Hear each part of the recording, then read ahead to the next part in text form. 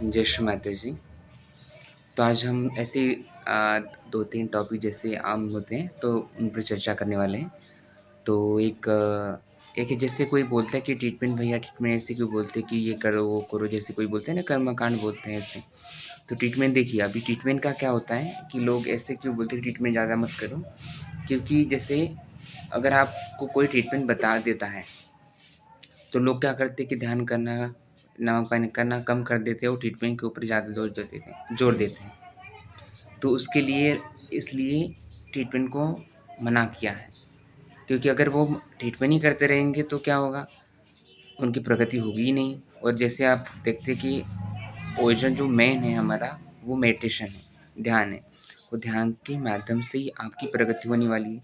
तो लोग वो ध्यान करते ही नहीं है, बस ट्रीटमेंट के पीछे पड़ जाते हैं। अब ट्रीटमेंट भी ज़रूरी है, ऐसा नहीं है कि ट्रीटमेंट ज़रूरी है, क्योंकि शुरुआत में बताया तो ट्रीटमेंट भी ज़रूरी है, पर हमको समझना चाहिए कि ट्रीटमेंट कब लेना चाहिए, कब नहीं।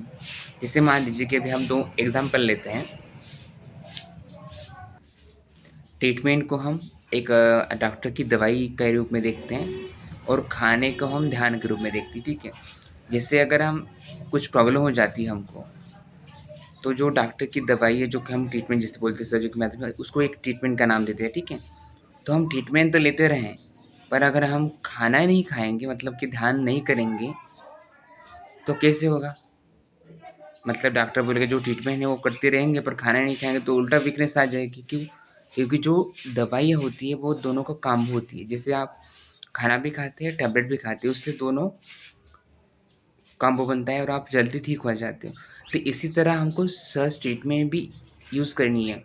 जैसे आपको कोई तकलीफ़ हो जाती है, तो तकलीफ़ में क्या हो जाता है कि मेडिटेशन ठीक से नहीं हो पाता है। तो थोड़ा-सा ट्रीटमेंट भी करिए और ज़्यादा फ़ोकस ध्यान नमक पानी के ऊपर रखिए। उससे दोनों का कॉम्बो बन जाएगा। ट्रीटमेंट से आपकी जो भी समस्या है वो थोड़ी कम हो जाएगी, तो आपका ध्यान करने का मन भी लगने लगेगा और आपका जो भी नमक पानी की ध्यान करते हैं, उससे भी आपका क्लेश, मतलब दोनों तरीके से आपका क्लेश होगा और आप जल्दी ठीक हो जाएँगे। तो इसलिए आपको समझना चाहिए कि ट्रीटमेंट कब, कैसे करना है। सिर्फ़ ट्रीटमेंट के पीछे नहीं भागना, सब ज़रूरी है, ट्रीटमेंट भी ज़रूरी है, ध्यान भी ज़रूरी है और नमक पानी भी ज़रूरी है, सब ज़रूरी है। ऐसा नहीं है कि अब मैं ठीक हूँ तो मैं नमक पानी नहीं करूँगा। कोई-कोई तो ऐसा करता है कि एक ही बार ही कोई नमक पानी करता है। कोई-कोई सुनने में आया है कि कोई 3-4 बार, जैसे बोला है ना 3-4 बार करना है, तो कोई क्या करता है सुबह को 3-4 बार एक ही मतलब लगातार 3-4 बार कर देता है, फिर पूरे दिन भर करता ही नहीं है। बोलता है कि 3-4 बार मैंने कर लिया, अब नहीं करेंगे, अब हो गया। तो ऐसा नहीं करना। देखिए, कोई 3-4 बार आपको नमक पानी बताता है ना, तो वो आपको तो पता ही है कि 80% नमक पानी से हमें जो भी बीमारियाँ, तकलीफ़ है, वो दूर हो जाती है। तो उसमें क्या होता है, जैसे अब हम सुबह का लेते हैं, सुबह का 9 बजे, दोपहर 12, 3, 4, अगर आप खाली है तो 3-4 बार कर सकते हैं। तो ऐसे आपको 2-4 घंटे बाद ऐसे डिस्टेंस दे के आपको करना है। उससे अभी ऐसे क्यों करना है पता है? कि वो इसलिए है कि जैसे मान लीजिए कि 9 बजे आपने नमक पानी कर लिया। अभी हम सांसारिकता में रहते हैं, तो हमको यहाँ भी काम होता है, वहाँ भी काम होता है, कोई ऑफ़िस जाता है, कोई नहीं जाता है। जो ऑफ़िस जाता है वो दोनों टाइप करता है, जो नहीं जाता है वो 3-4 बार कर सकता है, तो इससे आपको भी बेनिफिट होगा। तो इसलिए करते हैं कि अगर आप 9 बजे नमक पानी करते हैं, फिर 10-11 बजे अपने काम में लग जाते हैं, तो कहीं न कहीं से आँखों से, मुँह से, सुनने से, कहीं न कहीं से वो नेगेटिव हमारे अंदर आ जाती है। तो हम दोबारा नमक पानी कर लेते हैं, तो वो क्या आ जाता है, फिर से वो न निकल जाती है। फिर हम थोड़ा डिस्टेंस लेके अपने काम में फिर से लग जाते हैं, फिर से हम शाम के वक़्त फिर से हम नमक पानी कर लेते हैं। वो जो भी दिन भर की जो भी थकान है, वो नेगेटिविटी आई थी, वो फिर से गुल हो जाती है, मतलब निकल जाती है। फिर हम ध्यान करते हैं शाम का, फिर बाद में खाना खा के जो भी हम इधर-उधर काम करते हैं रात का, खाना जैसे लेडीज़ होगी, दीदी लोग होंगे तो वो खाना बनाने का काम करेंगे, इससे बात करेंगे, उससे बात करेंगे, है ना? तो कहीं न कहीं से वो फिर से नेगेटिव आ जाती है, फिर रात के समय हम फिर से नमक पानी करके सोते हैं। तो जब रात के समय हम नमक पानी करते हैं, तब क्या हो जाता है कि पूरा क्लीयरेंस हो जाता है।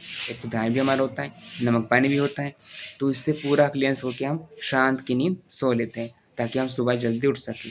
तो इसी कारण है कि हम 3-4 बार आपको नमक पानी करना है, आप खाली हैं, तो 3-4 बार नमक पानी करिए, पर डिस्टेंस के साथ करिए, ना कि एक ही बार में लगातार करते जाइए। और दूसरा मेन मुद्दा है ये है कि जो भी हम कभी-कभी वीडियो डालते हैं यहाँ पर, तो कोई बोलता है कि ऐसा नहीं करना। अभी एक शॉर्ट वाला जो होते हैं, शॉर्ट होते हैं ना, जैसे आप स्टोरी पे देखते हैं, यूट्यूब पे, एफबी पे, इंस्टाग्राम पे देखते हैं, तो उसमें शॉर्ट 30 सेकंड की रील्स होती है, शर्माते कि उसमें बताते हैं। तभी हम क्या करते हैं कि उसको जो भी पॉइंट होते हैं, जैसे शर्माते जी ने अभी आपको बताया कि नौकरी में हम जब डालते हैं, नौकरी के विषय में, या कुछ नाभि चक्र के विषय में होता है ना, आप सभी लोग देखते हैं।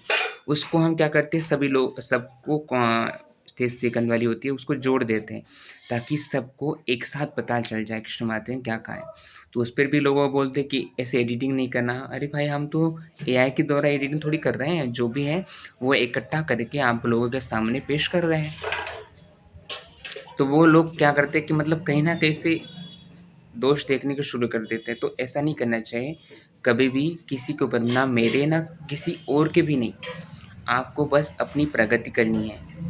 ना मुझ में दोष देखना है, ना आप में देखना है, ना किसी में भी, किसी में नहीं। जो भी पॉज़िटिविटी है, पॉज़िटिविटी रखिए।